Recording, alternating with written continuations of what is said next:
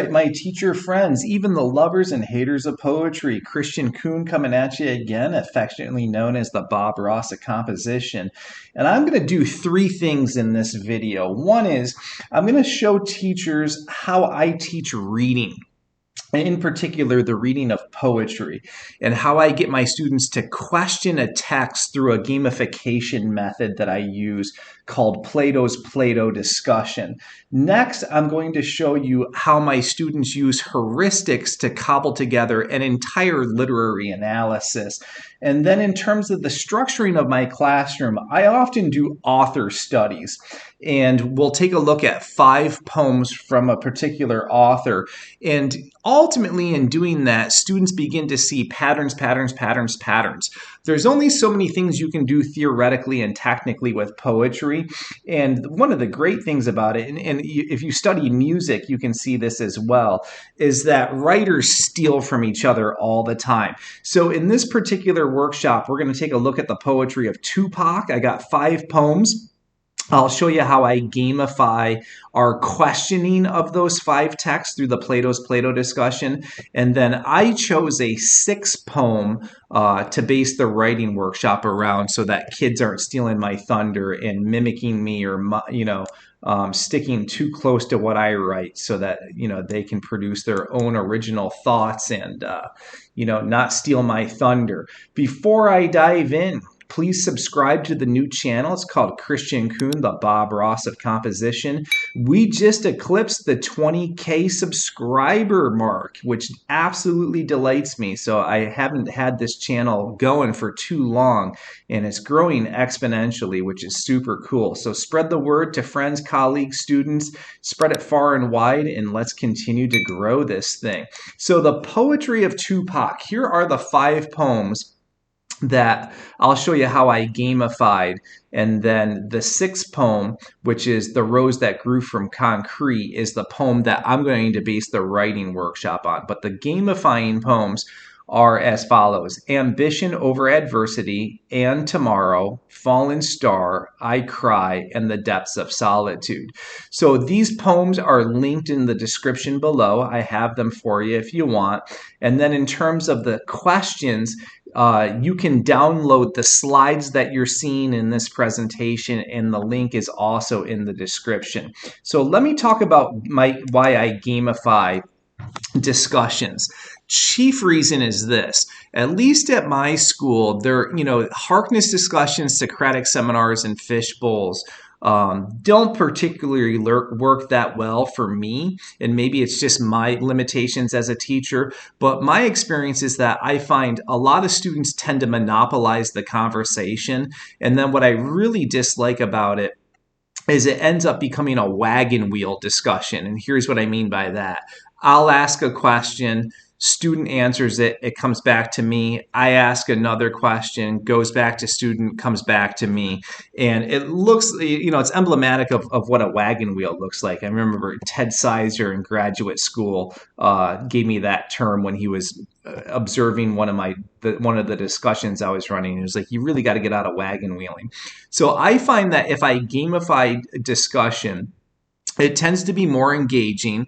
I have some structures in place that prevent students from monopolizing, and also it gets kids out of the wallpaper so that they have to participate in this in some shape or form. So I'll show you what I did with one of the poems that we'll analyze with Tupac. I have a tic-tac-toe board like this.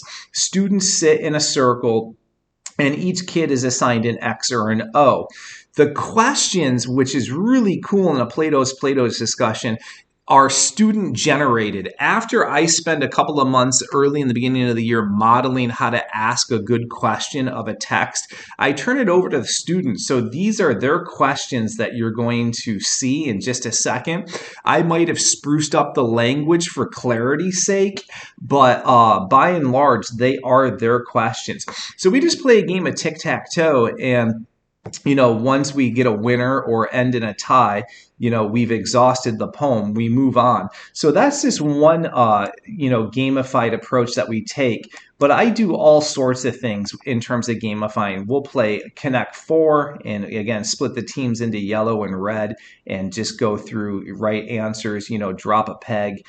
We do Jenga, which has been very prevalent in the Facebook groups. I see a lot of teachers doing Jenga exercises. I even do Hungry Hippos. Well, I'll split the class into a team of 4 and award points based on how many marbles are gobbled. And I have a whole bunch of stuff in my YouTube channel on that. So without further ado, let's look at the questions that my students are asking. And keep in mind, teachers that are watching this, if students can ask questions at this level, just think about how this translates over into their multiple choice test taking skills, but also into their writing skills when you get into things like the complexity and, making sure they have a running conversation going on in the support and the analysis of their paper. So the first poem we'll take a look at is Ambition Over Adversity. And here's question number 1. Within the context of the poem, there is a possessive pronoun. What is being possessed by this nameless entity? That's a fantastic question. Like, I really, really love that question. And I'm going to say this because there's a lot of questions here that I got to go over, and this video would take like 2 hours if I give all the answers to them.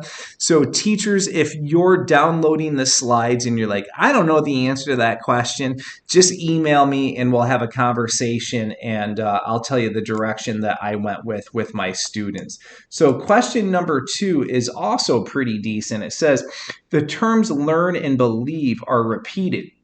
Why is this significant, and how do these 2 words create meaning in the work as a whole? So again, earlier I said pattern, pattern, pattern, pattern. So I really train my students to look for repetition or parallelism. It's a really important device. And if an author is repeating something many times, then it stands out and our antennae needs to go up and say, hey, I got to analyze that. There's some meaning there. There's some intent. So question 3 says, the word adversity is both the conflict and resolution of the poem. Explain. Use the text to support your answer. So it's mentioned in the beginning of the poem and it's mentioned at the end, and there's tone shifts within this poem that render the meaning of adversity different in the beginning of the poem versus the end. So that was a great observation that students made. Number 4, how does the last word of the poem arrive at the universal truth of the poem? So you'll see when we get into our introductory paragraphs, I have students answer the question, what is the authorial intent? So oftentimes we ask questions about universal truth, universal theme, the exigence, etc., to help us with our writing. And then something really cool about Tupac that you can see in question number 5. The poem is devoid of syntactical features. And note, like, sometimes kids won't say things very accurately. I mean, of course it has syntactical features. What they mean is it's not punctuated. How does this observation create meaning in the work as a whole? So as you look at that poem, note there's no commas, there's no periods, no punctuation at all. Is there an intention behind that? So those are the questions for poem number 1. Poem number 2 is And Tomorrow. And I'll just show you the questions real quick and get a sense of what my students are doing. A juxtaposition is being created between the contrasting imagery of today, tonight, and tomorrow. Unpack these comparisons. Like, what's different in terms of the setting between the today, the tonight, and the tomorrow? So you kind of have 3 sections of this poem, and Tupac ascribes different meaning to the settings within those parts of the day. Number 2, today is spelled properly, as is tonight, but tomorrow is not. So you can see there it's spelled numerically at 2 instead of the T-O. Create meaning from this observation. Why is this syntactical feature important? And again, I want my students making those kinds of observations. Sometimes students say, yes, but I feel like I'm stating the obvious. And it's like, but it's intentional. You got to do it. You really have to Pay attention to that. And number 3 is very, very similar to what number 2 said. And when we gamify, I pull out, repetitive questions, because oftentimes teams and groups are going to ask, similar or the same questions. So you have it again here. Sometimes 2 is spelled numerically with a 2. Why? It was basically the same question. So I would pull that one out and just take the better of the 2, the better phrasing of the 2. Number 4. The poem is completely devoid of syntactical features. Why? How does this create meaning in the work as a whole? So you can see, again, pattern, pattern, pattern, pattern. This is something that Tupac does. And when you get into author studies, it's really cool to kind of see the theory and the theoretical and the technical aspects recurring over and over again. Number 5. There is a significant tone shift in the poem. In which stanza does this occur? And go one step further, which tones are being constructed? So I often say, great observation, but so what, right? Yeah, it's you can see the tone shift quite readily, but identify it. Go one step further. Number 6. Characterize the narrator in the today, tonight, tomorrow. What's the difference, right? So you can see there you tend to get a little repetitive with questions from time to time. So, and I also should say this: if a student, once I gather all the questions from the teams, if they're overlooking something, then I'll add the question to the stack just to make sure that they're reading the totality of the piece. So poem number 3 is Fallen Star, dedicated to Huey P. Newton. And here's what we got cooking for this poem. Google search Huey P. Newton. How does this background information influence your understanding of the poem? That was my question that I put into the stack, because kids started analyzing this poem, but they didn't have the context and the necessary information to unpack it. So you kind of need to know who Huey P. Newton is before you jump in. Number 2. The pronouns are significant in this poem. Who's represented by they? How do you know? Use the text to support your answer.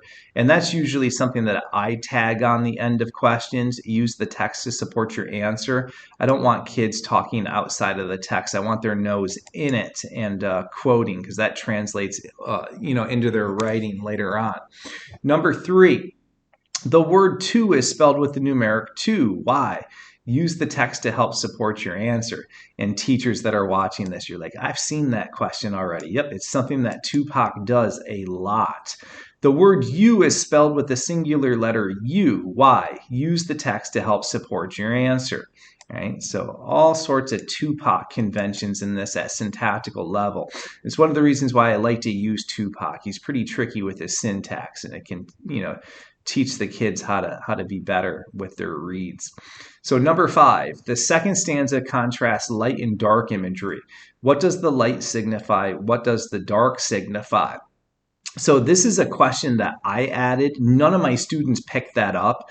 And it's a common, theoretical, technical thing that poets do, is that juxtaposition between light and dark imagery. So I want my kids to start paying attention to the binaries, the dichotomies, the juxtapositions, and they overlooked it in this one.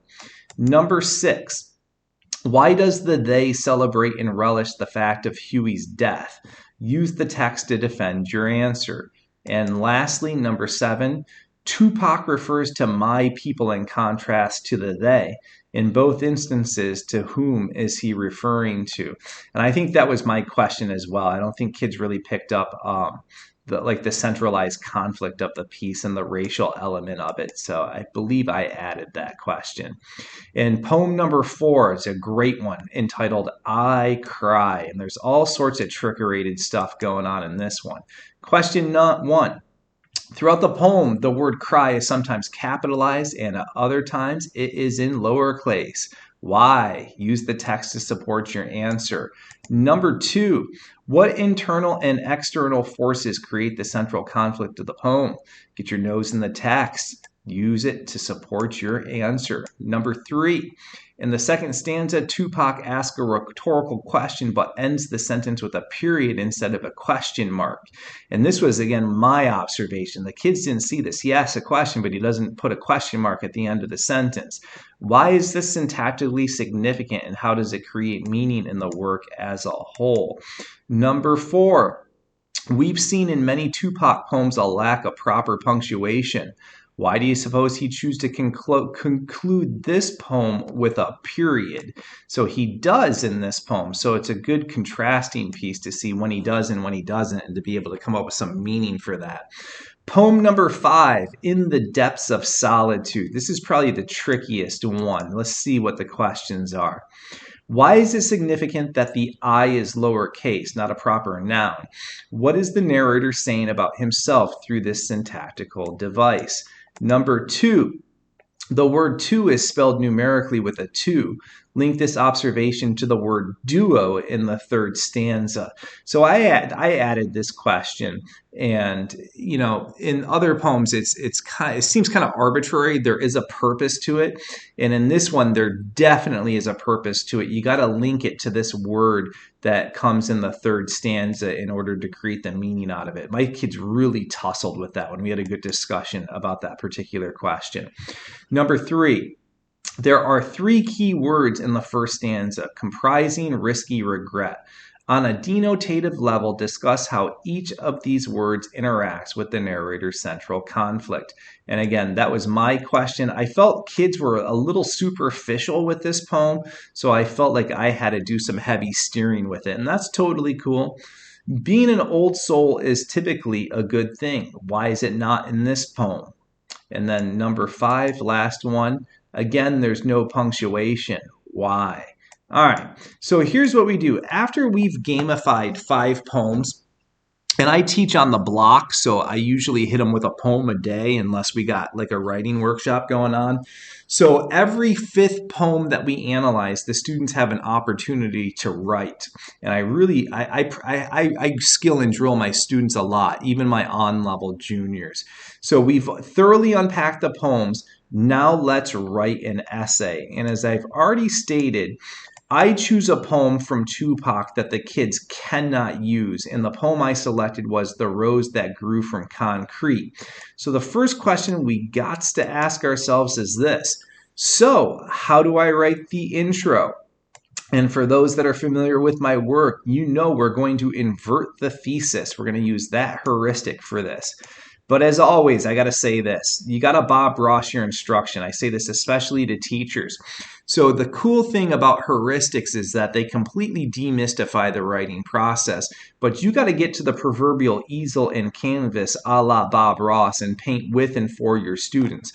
I'm going to do it in this writing workshop. I'm going to paint a number of introductions for you. I'm going to walk you through the body paragraphs, and it's my work, right?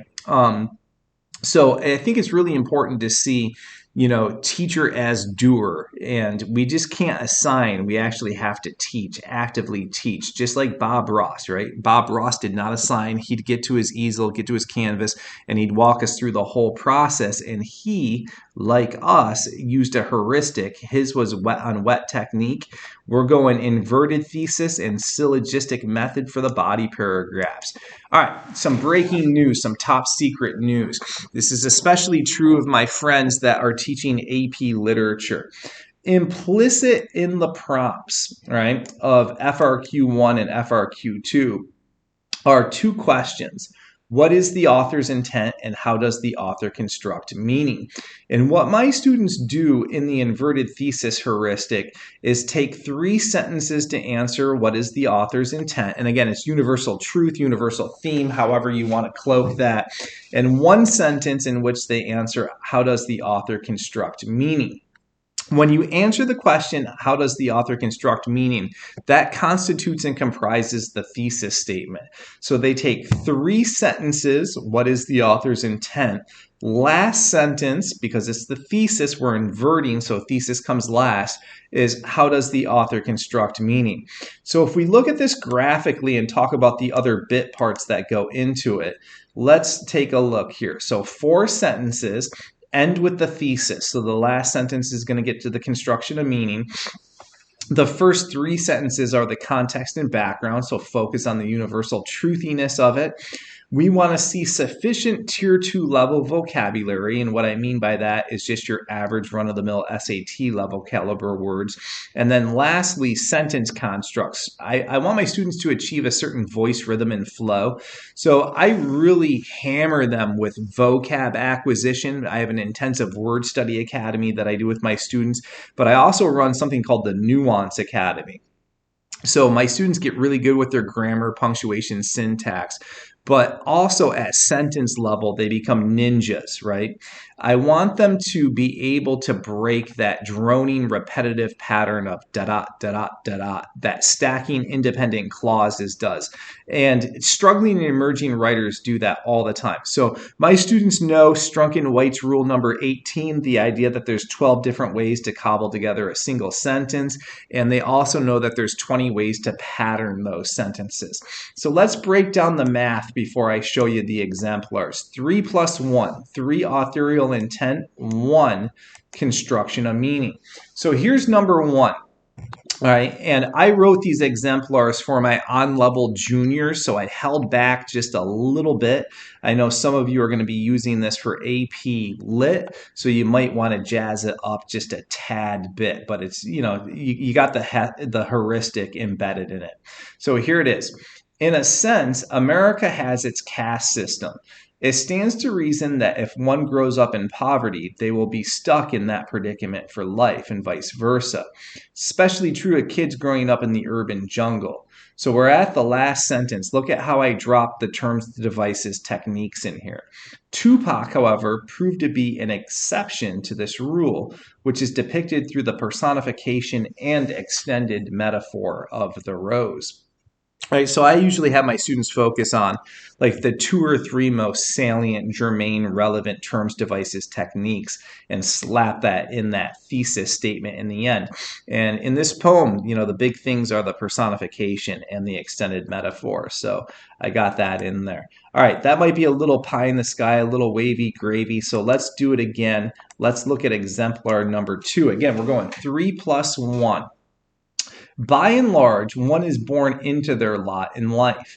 For the vast majority of Americans, if one is born poor, they will remain in positions of poverty for life, no matter their efforts. And conversely, those born into privileged spaces tend to stay there regardless of how life unfolds. Tupac, however, is an anomaly in that he defies this narrative and metaphorically becomes a rose that grew from the most infertile of places. So again, you can see the terms, devices, techniques at the bottom.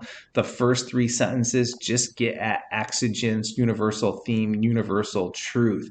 Students who are doing this, yes, you can. It's very easy. 3 plus 1. So let me show you one more time. Rags to riches stories are at the fabric of the concept of the American dream.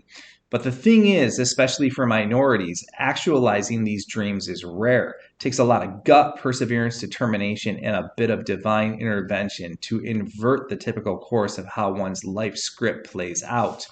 Tupac, through the personification of the rose, expresses how he is one such fortunate individual to have made something remarkable of his life from the seeming scraps of nothing. So the commonality between all 3, right? They all do 3 plus 1.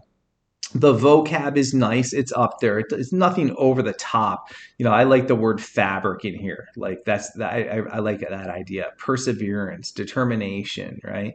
Intervention, invert. So you don't have to overdo the vocab. The idea is not to use $1 million words. That doesn't sound natural. So students, stay in your wheelhouse, stay in your lane. Sentence constructs are cooking. Take a look at that third sentence. So I was showing my students how to do something called trioing, which is in the 20 sentence patterns. And I have videos in my YouTube channel on this. And I just wanted them to experiment in the introduction with some of the trio sentence constructs. So I just modeled for them how to do it. And that's kind of what Bob Rossing is. You model what you want to see them do, and then they just kind of parrot you in many ways. And hence, the importance of them not writing about what you're writing. So I always choose a different poem than them. All right, good place to pause if students are writing with me. Remember, 3 plus 1, you can do it. So we still got a whole bunch of essay left. How do you write the body paragraphs? Well, you proceed syllogistically. And I'm going to go through this one quick because I'm assuming teachers at this stage of the game are familiar with my heuristics. And if you're not, you can go back into my channel and take a look at it. So the syllogism comes from the Aristotelian tradition. Aristotle ran a school called the Lyceum, and the townsboys would go there to learn about oration, polemics, debate, wordsmithing, word wrangling, and they'd often throw out these big, juicy, essential questions that they'd tussle with, like, what is justice? And Aristotle, like us composition teachers, noticed that some kids could sustain a cogent line of reason and others could not. And he wanted to come up with a heuristic to help students stay really locked in, logical, well-reasoned in their arguments. So he came up with a mathematical, kind of a calculative formula to help students stay nice and central in their argument. And he called it the syllogistic method. And all it is when you go from premise, conclusion. So here's an example. Premise 1, arsenic is deadly. You'd all nod your head and say, yep, Kristian, you're right. If I follow it up with the second premise and say, my dog ate arsenic, you're all going to naturally conclude, uh-oh, Kristian, that's not going to bode well for your dog. So how do we morph that heuristic for oration and turn it into a heuristic for composition? Here's the kicker. The first premise is going to be an argument containing terms, devices, techniques. So here's what I tell my students. In the introductory paragraph, if you explicitly stated the term, imply it in the first premise and vice versa. You don't want to be reiterative and regurgitate things over and over and over again. I really dissuade my students from having any parallelism in their writing, especially at word level. So synonyms for the terms, devices, techniques that they explicitly stated in the thesis are preferable in the first premise. That takes 3 sentences. The second premise begins at the 4th sentence, and I want to see a teeter-totter balance of quoting and paraphrasing. And then we have to be mindful of this. Body paragraphs need to be concluded. This is the form of textual analysis, and we link it back to the prompt, link it back to the thesis, and kind of echo and promise the first premise all over again. So we might be asking ourselves, what is this first premise going to look like? Well, I got one for you. And I placed it on a chalkboard because in my classroom, I have an overhead projector that casts on a green screen. And this is where I Bob Ross. So I wrote this for my students just to show them how to do it. And I have a lot of thread in my room, like balls of yarn, and we connect the lines of reasoning visually. So I want to demonstrate that for teachers.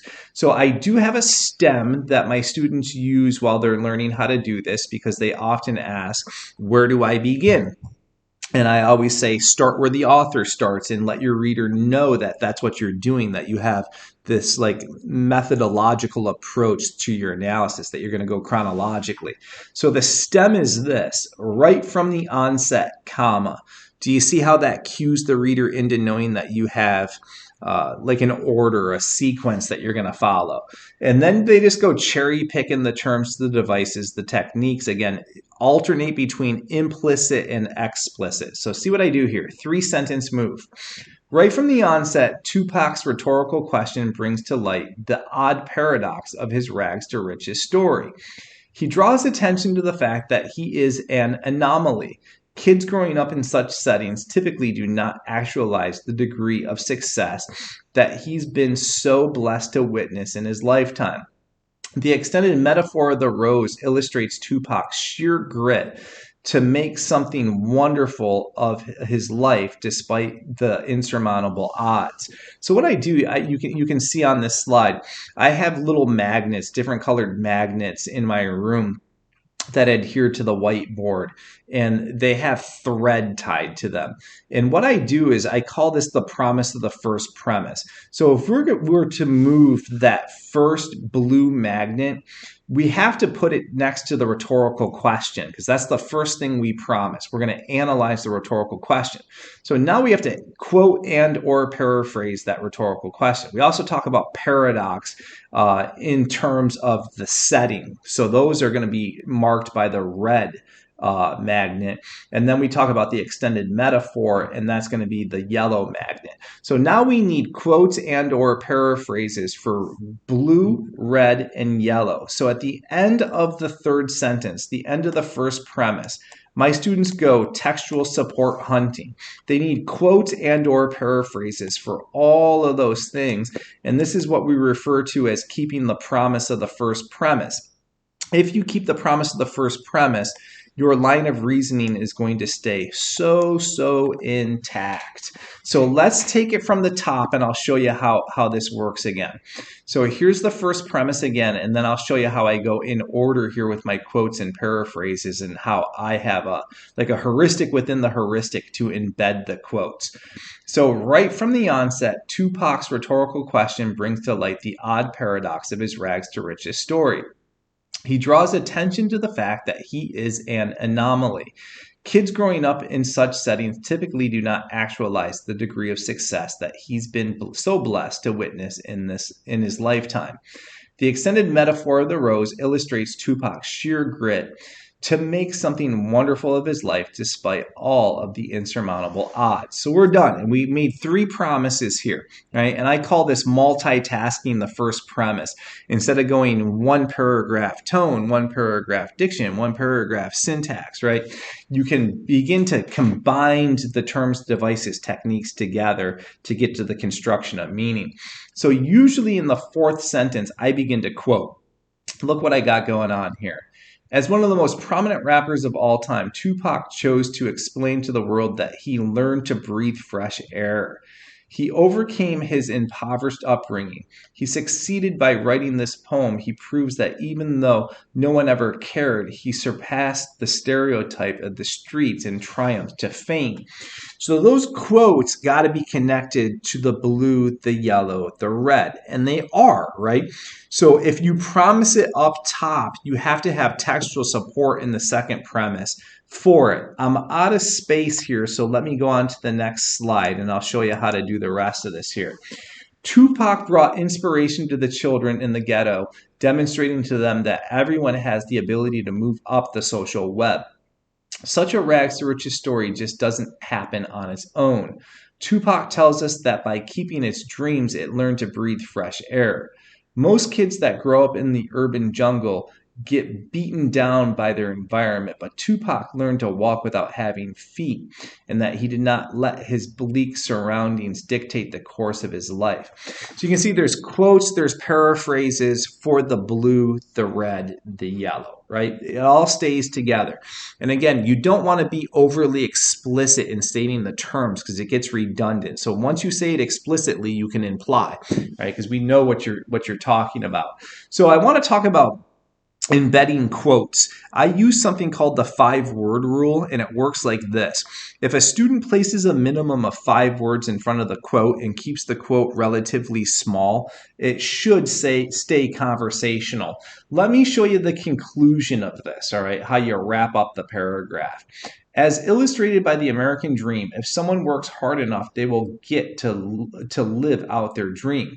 They will grow from a crack in the concrete. They will become a social anomaly. So it usually just takes 2 or 3 sentences to wrap that up. All right, kids, if you're writing with me, pause and give it a whirl. First premise, second premise, conclusion. But we ain't done. What do we do next? And the answer might surprise you. You bust out another syllogism. It's a 4-paragraph essay. Intro, 2 bodies, conclusion. So for AP Lang and AP Lit, on the exam, my students only write 4 paragraphs. Again, intro, 2 bodies, so 2 syllogistic body paragraphs, and a conclusion. So you just have to ask yourself what's left. I mean, there's still a ton more to analyze in that poem. So go get it, chuck it in the first premise, switch up the quotes and the paraphrases, and have at it. You're shooting for like 10 to 12 sentences in a syllogistic body paragraph. But still, we ain't done. We got to wrap the essay up. Let me show you some stems that my students use in the beginning of the year. These are just scaffolds, training wheels. Ultimately, I don't want them to use it because they're a little artificial sounding, but just to model how to do a conclusion in the beginning stages of the year. My students use stems, and typically the conclusion paragraph is going to be 3 or 4 sentences. And I liken it to a fireworks display, the grand finale. You're really hammering exigence, theme, universal truth in the end here. So big encapsulating statements like simply said, evidentially, in no other words, when it's all said and done, at the end of the day, in a global sense, get them to that point and they can arrive there. All right, my teacher friends, my student friends, happy teaching, happy writing. Hope this served you well. And if you need to reach out to me for anything, my email address is teachingwritingcoach@gmail.com.